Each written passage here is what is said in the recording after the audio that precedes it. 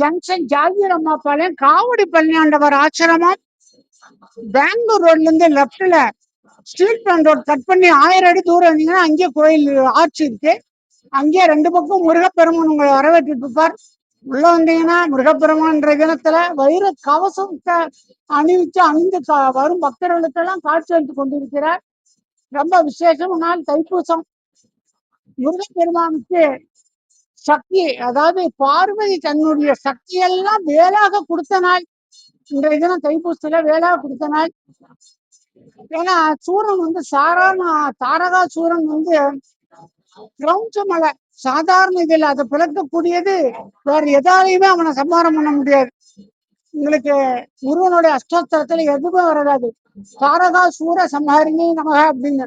அப்ப அவனுடைய பவர் எவ்வளவுன்னு பாத்தீங்கன்னா, அப்ப ஏற்பட்ட அவனை பொங்கலை ஒடுக்கிறதுக்காக அவனை கொடுக்கறதுக்காக முருகப்பெருமானுக்கு சக்திவேல் கொடுத்தது. இன்னும் பாத்தீங்கன்னா மகிஷாசுர மந்திரி மகிஷனை அழிச்சுட்டா. இந்த மாதிரி எல்லா தெய்வங்களும் அழிக்கிறாங்க. ஆனா முருகன் தான் சூரபத்மனுக்கு மறுவாழ்வு கொடுக்கிறார். மயிலாகவும் சேவலாகவும் எந்த சுவாமிகளும் அந்த மாதிரி கிடையாது. முருகப்பெருமான் ஒருத்தர் தான் அதான் எதிர்த்து வாழ்வு கொடுத்தவர் யாருன்னா முருகப்பெருமான் தான், வேற யாருமே கிடையாது. இந்த தைப்பூச தினத்துல காலையிலிருந்து லட்சக்கணக்கான ஜனங்க வந்து சுவாமி தரிசனம் வைரத்துல சுவாமிய கவசம் அணிஞ்சிருக்கிறத பார்த்து அருளை பெற்று போய்கொண்டே இருக்கிறார்கள்.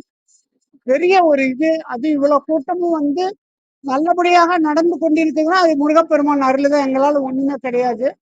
ஏன்னா மனிதர்களால செய்யக்கூடியது எதுவுமே கிடையாது. அது இப்பேற்பட்ட முருகன் 1961 தை 10 அன்று மிக விசேஷமாக இந்த முருகனை ஸ்தாபிச்சிருக்காங்க. பழனிக்கு பின்னாடி கருமலைன்னு இருக்கு. அங்க ஒரு புதார்ல ராஜா காலத்துல அடிச்ச அந்த விக்கிரகம் ராஜா காலத்துல அடிச்சிருக்காங்க. அது உருண்டு போய் சங்கம் புதார்ல விழுந்துச்சு. அதை அருள்வாக்கல சொல்லி பெரிய சமஸ்தானம் ராமஸ்தானம் ராமேஸ்வர சமஸ்தானம் இது எல்லா சமஸ்தானத்துக்கும் ஸ்தபதியா இருந்தார் செல்லத்தன் ஸ்தபதி.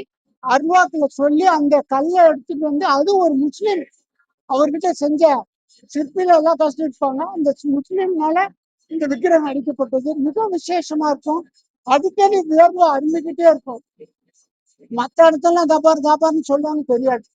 ஆனா எங்களுதுல முருகப்பெருமானுக்கு ஒரு உருவம் கோணையா இருந்தா கூட நீங்க பாத்தீங்கன்னா முன்னாடி பாத்தீங்கன்னா தெரிஞ்சு போயிடும். அவ்வளவு சக்தி வாய்ந்த முருகன் இங்க விசேஷமாக உட்கார்ந்துருக்கார். 5 வாசல், அதாவது எங்கிட்ட 4 வாசல் தான் இருக்கு. உள்ள பாத்தீங்கன்னா 5 வாசல். நம்ம பஞ்ச பூதங்கள் அடக்கி அவரை தரிசனம் எல்லா வசதிகளும் அவர் கொடுப்பார். ஏற்பட்ட முருகப்பெருமான் வந்திருக்க பக்தர்களுக்கு எல்லாம் வேண்டிய வரத்தை அருள் சொல்லி கேட்டுக்கிறேன். இல்ல சிறிது நேரத்துல 7:30 மணிக்கு தங்கரத புறப்பாடு உண்டு. முருகப்பெருமான் விசேஷமாக அதுக்கும் அந்த உற்சவருக்கும் வைரக்கவசம் பண்ணியிருக்கிறோம். அதனால பக்தர்களா வந்திருந்து முருகப்பெருமானை தரிசித்து தங்கரத புறப்பாட்டிலையும் முருகனை தரிசித்து வேண்டிய வரத்தை அறிவிக்கிறீங்க. எல்லாரும் வந்துருங்க, எல்லாரும் நலமாக இருக்க சொல்லி முருகப்பெருமானை நாங்க வேண்டிக்கிறோம். வாழ்க, எல்லாரும் நல்லா இருக்கணும். தை 10 1961 கோயில் கட்டு ஸ்தாபிச்சது. 71 முதலாக 64 ஓமகுண்டங்கள் போட்டு விசேஷ கும்பாபிஷேகம். அப்புறம் 71 அடுத்ததாக உங்களுக்கு 2097 கும்பாபிஷேக விசேஷம் நடைபெற்றது. அடுத்தது 2000 உலகத்துல எங்கேயுமே நடக்கல. முதலாக கோமாதா பூஜை 108 கோமாதா பூஜை வச்சு முதலாக நாங்க தான் செஞ்சோம். ஜனவரி 1 சனிக்கிழமை, ஜனவரி 2 ஞாயிற்றுக்கிழமை. உலகத்திலிருந்து எல்லா இடத்துலயும் இருந்தாங்க. அமெரிக்கா எல்லா நாட்டிலையும் பாக்குறதுக்கு வந்தாங்க. ஏன்னா முதல்ல கோமாதா பூஜைன்றது சாதாரண இல்லை. 117 ஹோமகுண்டம், 150 சிவாச்சி, 180 சிவாச்சி செஞ்சோம். அதுக்கப்புறம் 2003 சிவபெருமான் ஸ்தாபிதம். சிவபெருமானுக்கு நானே கிட்டத்தட்ட 150 சிவன் கோயில்ல போய் பிரசாதத்தை கொண்டு அவரை ஸ்தாபிச்சோம். அடுத்ததாக 97 திருப்பதி வெங்கடாச்சலபதி. அதே மாதிரி பெருமாள் கோயில நானே ஒரு கிட்டத்தட்ட ஒரு 80-90 கோயில் திருப்பதிக்கு போய் மற்றபடி பக்தர்களும் கொண்டாங்க. இங்க சுத்து வட்டாரத்துக்கு அத்தனை பெருமாள் கோயிலும் பிரசாதத்தை போட்டு ஸ்தாபிச்சோம் 97. அப்புறம் தற்சமயம் 22 மகா அதான் இதுவரை உலகத்துல யாருமே செய்யல 108 லட்சுமிகள். ஒவ்வொரு லட்சுமி 5 அடி உயரம். அதுக்காக ஹோமகுண்டம் மாத்திரம் நாங்க 164 ஹோமகுண்டம் போட்டோம். இதுவரைட்டு 26 ஹோமகுண்டம், 36 ஹோமகுண்டம் தான் ரெக்கார்டு. ஆனா அந்த நாங்க செஞ்சது 164 ஹோமகுண்டம், 200 சிவாச்சாரியனால 6 கால பூஜை, பெரிய பெரிய இசை வல்லுநர்கள்லாம் வந்திருந்தாங்க. மிக விசேஷமா நடைபெற்றது. தற்பொழுது 150 அடியில மகாலட்சுமி செஞ்சுட்டு இருக்கோம். அந்த லட்சுமி வந்து அநேகமா இன்னும் ஒரு வருடத்துல வந்துடும் கும்பாபிஷேகத்துக்கு. மிக விசேஷமாக உலகத்துல இப்போ முருகன் அங்கங்க தோன்றார், அங்கங்க வைக்கிறாங்க. ஆனா உலகத்துல லட்சுமி எங்கேயும் கிடையாது, இங்கதான். அதனால பக்தர்கள்லாம் இந்த லட்சுமிக்கு வந்து எல்லாரும் அவங்க பாருங்க, வந்து பாருங்க எப்படி செய்யறாங்கன்னு. பெரிய சபதி அவர் தான் வந்து செய்யறாரு, பெரிய சிவாச்சாரிய சபதியாரு முருகன், அந்த முத்துமலை முருகன், மலேசியா முருகன் இதை செஞ்ச சபதி தான் செஞ்சிட்டு இருக்கார். அதனால பக்தர்கள்லாம் இந்த கும்பாபிஷேக டைம்ல எல்லாரும் வாங்க வந்து, ஏன்னா லட்சுமி இல்லைன்னா ஒண்ணுமே கிடையாது. ஏற்கனவே 108 லட்சுமி. அது இந்த 108 லட்சுமி எப்படின்னா எல்லாத்துக்கும் ஐயருங்க எல்லாம் பண்ணுவாங்க அபிஷேகம். இங்க அப்படி கிடையாது.